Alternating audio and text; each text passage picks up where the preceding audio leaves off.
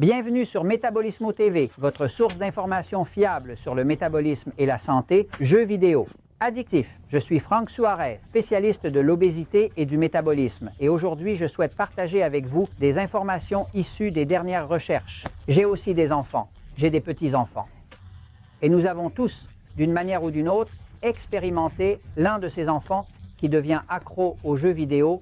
En fait, il y a des adultes qui sont accros aux jeux vidéo, mais c'est beaucoup plus courant chez les enfants. Il est donc important que les parents, les grands-parents sachent comment lutter contre cela, ce qui en est la cause et surtout comment inverser la situation pour qu'un enfant puisse retrouver son état normal et ne soit pas accro aux jeux vidéo. Je vais prendre un moment pour aller au tableau. Dans cette culture dans laquelle nous vivons, les gens sont collés à leur téléphone portable et y font tout. En fait, les couples ne parlent presque plus. Je ne sais pas si vous l'avez remarqué. Les couples ne parlent pas. Maintenant, ils Facebook. Vous allez dans les restaurants et vous observez que les gens ne se regardent plus dans les yeux. Tout le monde Facebook. C'est-à-dire qu'ils utilisent Facebook, Instagram, tout ce genre de choses. Et c'est comme si la communication, qui est ce qui maintient les relations, se dégradait. Il est donc bon de savoir comment éviter qu'un enfant devienne accro aux jeux vidéo, à l'écran de son téléphone portable, de son iPod ou de tout autre appareil, car ce n'est pas une vie naturelle et il n'y a rien de sain là-dedans. Je vais au tableau, d'accord, regardez le corps humain. Je dessine toujours mon bonhomme ici. Bien, alors n'est-ce pas? Le corps humain est dirigé, comme nous en avons souvent parlé, par le système nerveux central autonome. Autonome signifie qu'il fonctionne automatiquement. Maintenant, ce corps, par exemple, dans le cas d'un enfant, lorsque l'enfant concentre son attention sur un jeu vidéo, mettons ici une vidéo, si l'enfant l'a entre ses mains, il fait une vidéo. Il s'avère que cette attention qu'il y met provoque une excitation, provoque de l'excitation. Dans un de ces jeux vidéo, il y a des batailles, des combats, des rayons laser, tout ce genre de choses, l'enfant s'immerge là-dedans. Avez-vous déjà essayé d'appeler votre enfant, un petit enfant, et de lui dire « Fulano, Fulana, regarde, il est temps de dormir, ceci, cela », et là, il est collé à son téléphone, collé à son téléphone, collé à son téléphone, et il se fâche même si vous essayez d'éteindre le téléphone ou quoi que ce soit, n'est-ce pas? C'est-à-dire qu'il reste absorbé, qu'il est capturé. Mesdames et messieurs, je veux que vous sachiez que c'est une addiction. Une addiction est une condition qui, par définition, peut dominer la personne 2009. Donc, ils doivent la voir pour ce qu'elle est, c'est une addiction. Je leur explique comment fonctionne l'addiction. Lorsqu'un enfant ou toute autre personne, mais surtout un enfant, se concentre sur une vidéo, il est tellement absorbé par l'action que le message que son cerveau reçoit, le cerveau a une partie frontale et une partie arrière.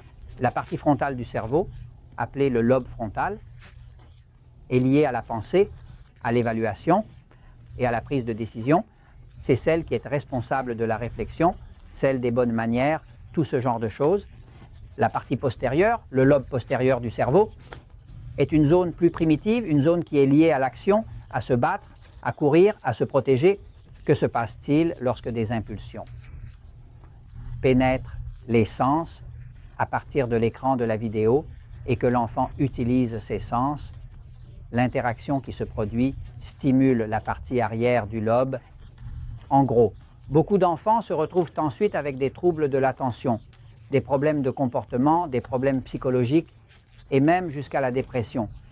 Tout a commencé parce qu'à un très jeune âge, ils ont commencé à lui permettre de jouer à des jeux vidéo.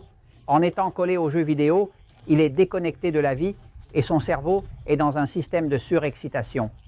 Par exemple, le docteur Dunkley, qui se spécialise dans ces sujets d'addiction, de jeux vidéo et autres, nous dit que le système de combat ou de fuite, qui est celui de l'action, s'il s'active trop souvent, perd la capacité de revenir au calme et à la relaxation. C'est ce que nous voyons chez de nombreux enfants. C'est-à-dire que, par exemple, le corps humain est divisé en deux parties de contrôle. Je vais le mettre ici comme un pendule. D'un côté se trouve le côté passif du système nerveux, de l'autre côté se trouve le côté excité. Ce côté, le côté passif, est lié à la croissance, et la croissance est liée au développement Par exemple, un enfant est censé avoir presque toujours un côté passif plus actif, qui est le côté parasympathique, car il est en croissance, il est en développement, mais que se passe-t-il? Ce côté qui est ici est lié au stress et à la défense. Ces deux côtés opposés font le contraire. Ce côté est destiné à se développer, à grandir, à devenir un adulte.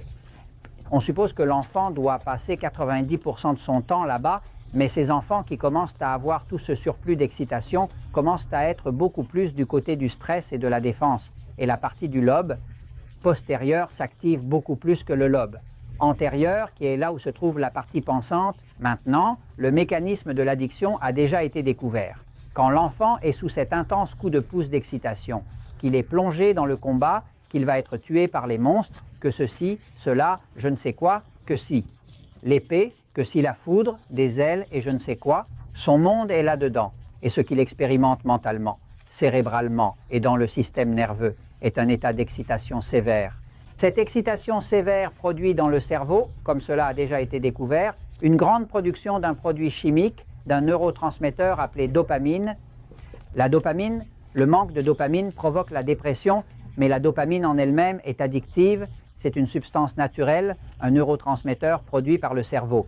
C'est ce qui rend les accros à la cocaïne dépendants de la cocaïne. 2001 est ce qui stimule l'héroïne. Quand un accro se drogue, ce qui le fait décoller, c'est beaucoup de dopamine.